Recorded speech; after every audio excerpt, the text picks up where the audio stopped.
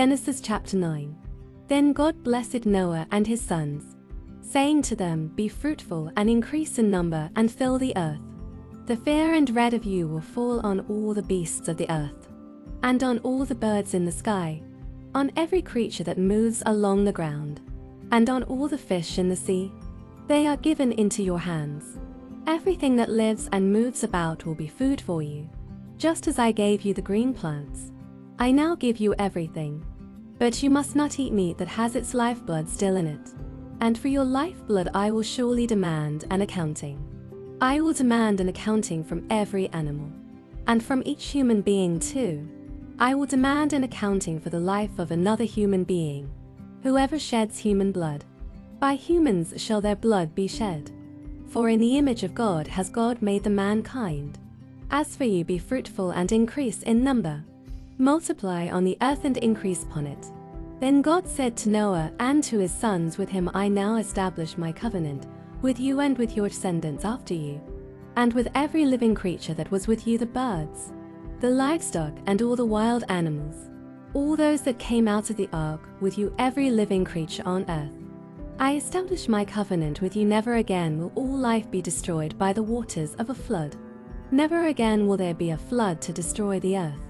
And God said, This is the sign of the covenant I am making between me and you, and every living creature with you. A covenant for all generations to come. I have set my rainbow in the clouds, and it will be the sign of the covenant between me and the earth. Whenever I bring clouds over the earth and the rainbow appears in the clouds, I will remember my covenant between me and you and all living creatures of every kind. Never again will the waters become a flood to destroy all life. Whenever the rainbow appears in the clouds, I will see it and remember the everlasting covenant between God and all living creatures of every kind on the earth. So God said to Noah, This is the sign of the covenant I have established between me and all life on the earth. The sons of Noah who came out of the ark were Shem, Ham and Japheth. Ham was the father of Canaan. These were the 3 sons of Noah, and from them came the people who were scattered over the whole earth. Noah, a man of the soil, proceeded to plant a vineyard. When he drank some of its wine, he became drunk and lay and covered inside his tent.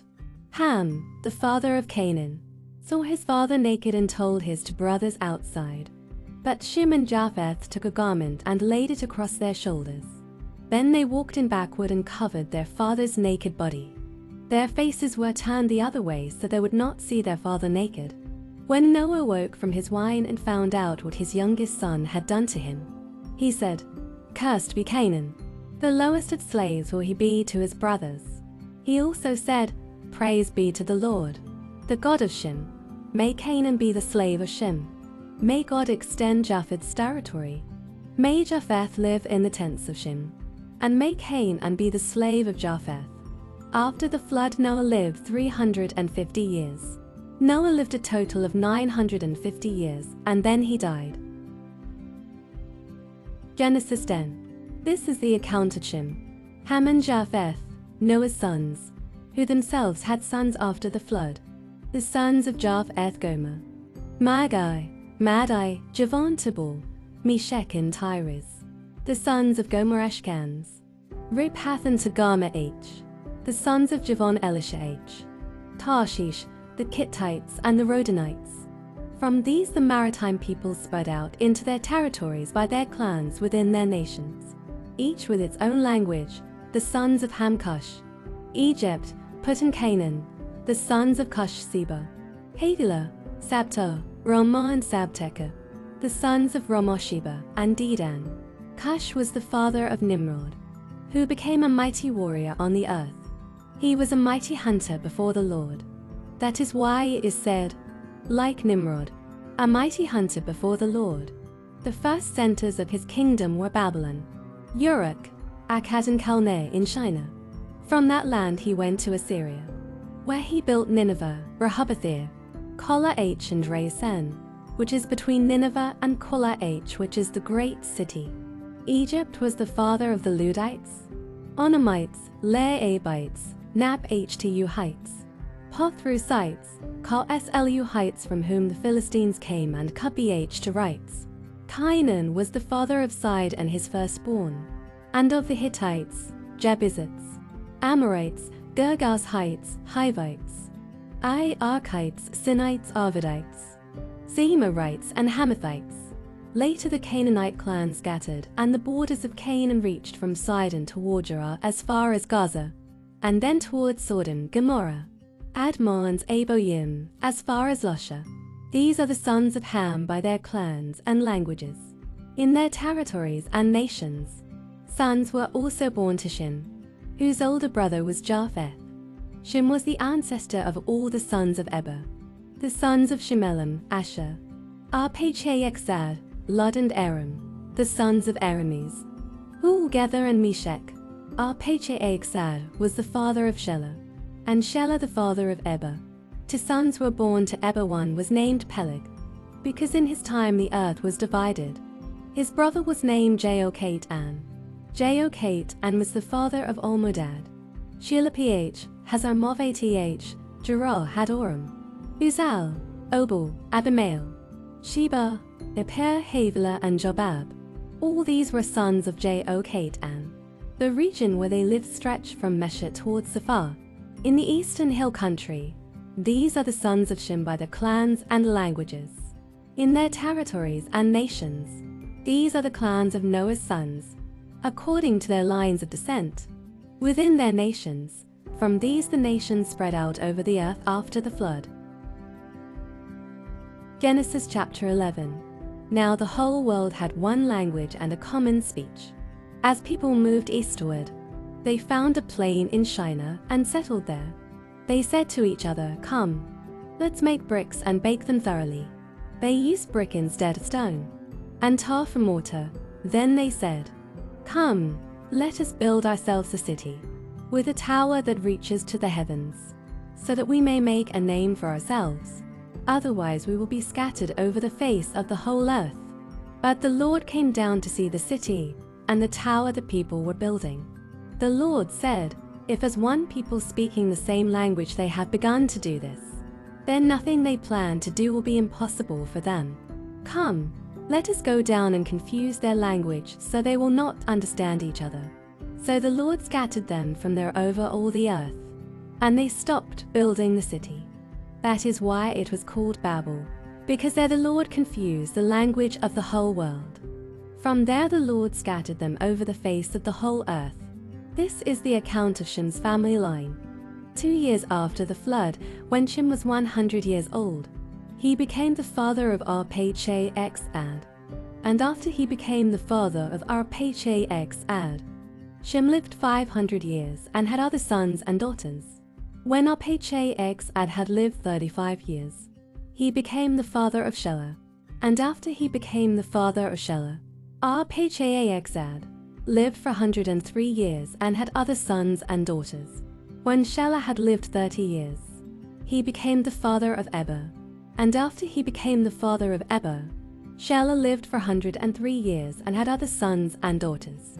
When Eber had lived 30 years, he became the father of Peleg. And after he became the father of Peleg, Eber lived for 130 years and had other sons and daughters. When Peleg had lived 30 years, he became the father of Reu. And after he became the father of Reu, Peleg lived 109 years and had other sons and daughters.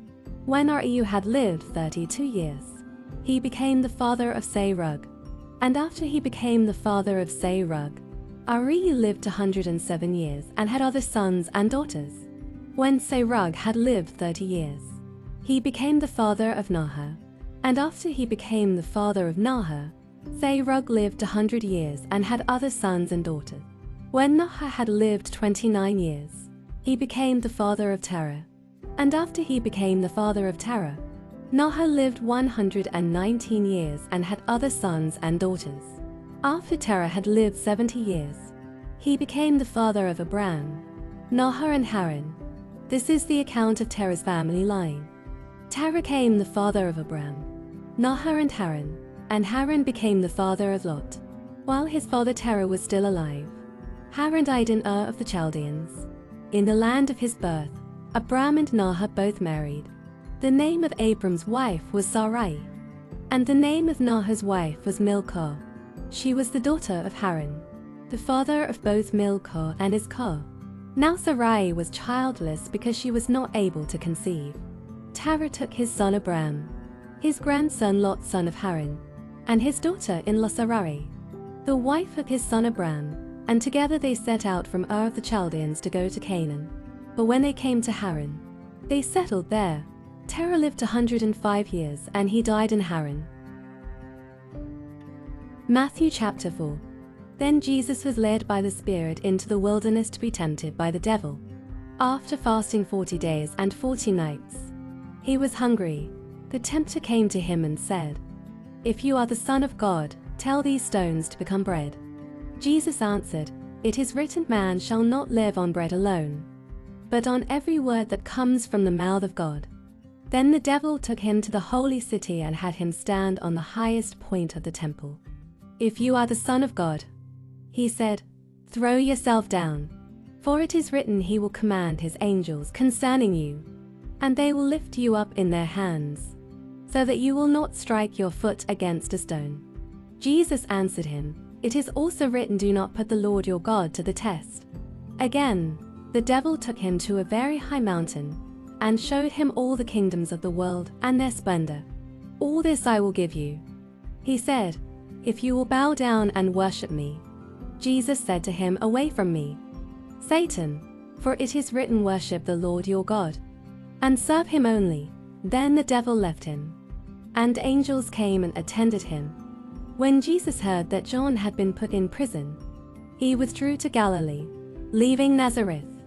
He went and lived in Capernaum, which was by the lake in the area of Zebulun and Naphtali, to fulfill what was said through the prophet Isaiah, and to Zebulun and Naphtali, the way of the sea beyond the Jordan, Galilee of the Gentiles. The people living in darkness have seen a great light. On those living in the land of the shadow of death the light has dawned. From that time on Jesus began to preach, "Repent, for the kingdom of heaven has come near." As Jesus was walking beside the Sea of Galilee, he saw two brothers, Simon called Peter, and his brother Andrew. They were casting a net into the lake, for they were fishermen. "Come, follow me," Jesus said, "and I will send you out to fish for people."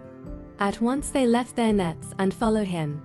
Going on from there, he saw two other brothers, James son of Zebedee and his brother John. They were in a boat with their father Zebedee, preparing their nets.